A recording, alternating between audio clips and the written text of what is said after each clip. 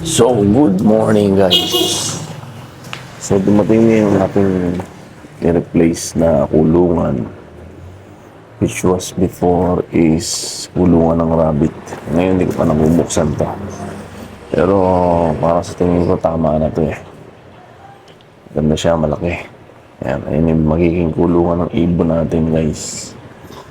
Ito na yung bagong kulungan nila. So, for a while, in the meantime, ito sila kumakain. Pakainin mo natin sila. Yan, ito yung handpin gamit natin. So, dalawang takal lang nilagay natin dyan. Para sa kanilang meal for today. Yan. Kain na sila. Gutom na yan. Gutom na yan. Ganyan na yung dalawa yun. Ganyan, gutom na yan. Yung dalawang malaki na dito. Gutom na rin yan. Puto ka na yan. Pakainin ko muna to. Let's go. So, they are done na sa kanilang pagkain. Started to feed around 10 o'clock and almost 1 hour 15 minutes kasi may normal routine tayo, which is yung pinalilipad natin sila. Then si B1 is my tricks. So hindi ko na na-video yun. Maybe the next video papakita ko sa inyo kung paano mag-tricks to si B1. Pero hindi pa naman marami yung tricks niya. Pero marunong na siya mag-tricks. Alam niya na yung fetch, alam niya nang lumimot, dadalhin sa akin. Pero basically, kailangan black yung kulay ng dadalhin niya. Ito si Bean at si Mochi. Busog na din. Si Bruno, of course. And si B1. Ayan, grabe. Pagka formula ang gamit kong pakain, sobrang dumi sa kulungan. Then dumating na yung kulungan natin. Mamaya set up natin. Paliliguan ko muna itong mga to. Take a shower. Sunday shower kayo. So, tatabuhin ko lang yung pagpapaligo sa kanila. Kasi necessary din naman na i-host pa dahil hindi naman mahirap na. So, bubusan lang natin sila. Ayan, ganyan.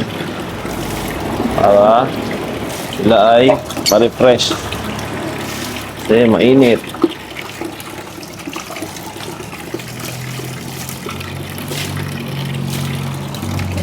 Para maganda ang inyong pagpapaaraw mamaya. Pag nilipat ko kayo sa kulungan, very clean kayo. Woo!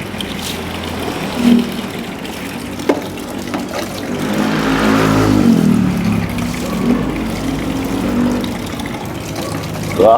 Sarap maligo, B1. Ayan. Okay na yan. Yan lang yung paligo nila. Ayan, papainitan ko lang yan. Tapos, lilipat na natin yung kanilang kulungan. Ayusin natin yung kulungan. Palipan natin ito. Tapos ito ay puro tae. So, para umahat sila dito kahit pa paano. Siguro mga 10 to 15 minutes lang. Para lang ma-refresh sila. Ito yung ating mga matured. Ayan, dito natin pinapakain para hindi makalat. Pag doon sila kayo, makalat. Pero yung dalawang pares, doon na talaga yun.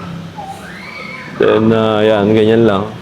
Ito si Marimar, si Sergio. Pinalik ko yung kulungan niyang malaki kasi ayaw niyang pumasok doon. So, para magtig-isa pa rin sila. Ito dalawang to, hindi mo mahawakan to. Sobrang grabing takot sa tao nito, yung dalawa na to. Tagang very afraid sila. Okay, pagpalit ko na yung lalagyan niya dati ng kulungan, ay ng ano, para dito ko nilalagay. Ayan, dalawa. Ayan, yan naman, yung dalawang opaline na tinan natin na pares. Hindi ko pa chinecheck yung itlog niyan. So, might be itong next week.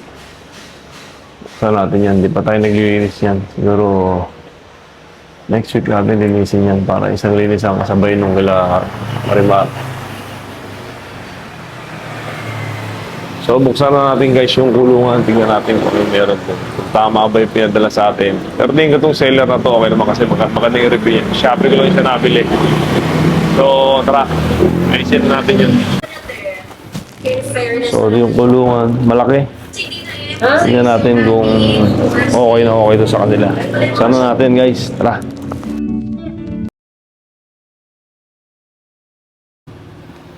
So ito na yung setup ng ating kulungan. Yan, kasyang-kasya silang apat dyan. Apat ang ilalagay natin dyan. O, diba? Kagulo sila dyan. Pero pinag-iisipan ko kung ilalagay ko sila dito o ililipat ko yung pares ko dito ang dalawa din silang apat doon sa malaking cage na yon. Tatanggalin ko lang yung nest. Then yung nest nung sa kabila ilalagay ko dito. Pero I'm still thinking pa rin. Kasi maganda yung opening ng kulungan nito, malaki. So pag sabay-sabay ko silang pinalabas, pwede silang lumabas. So, meron din namang maliit.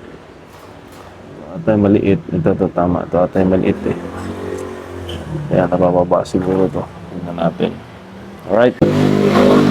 So, ito na yung kanilang bagong kulungan, guys. Ayan na.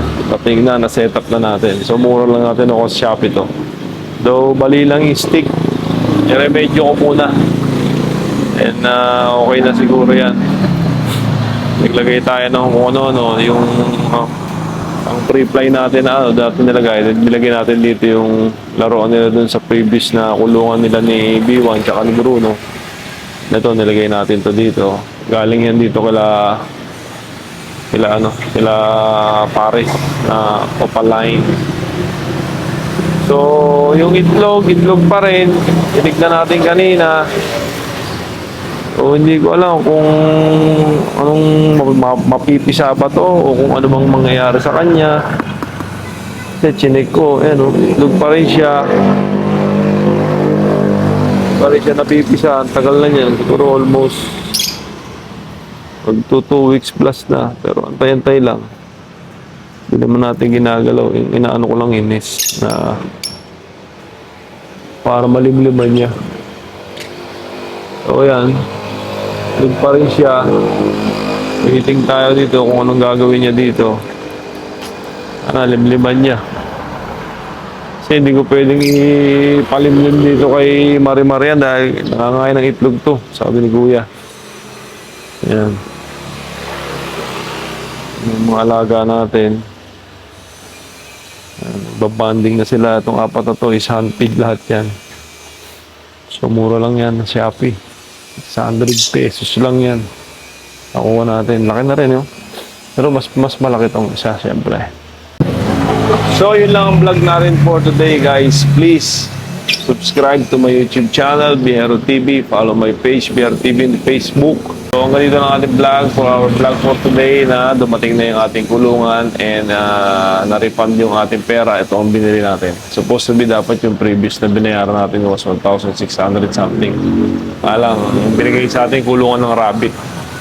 Napakalayo dun sa actual na pinakitang picture dun sa may pinibenta nila. So nabili na tayo sole. Ito, binili natin. Blue cage na yan, which is okay naman, maganda naman. Ayos naman siya. Okay naman. Thanks for watching, guys. Peace.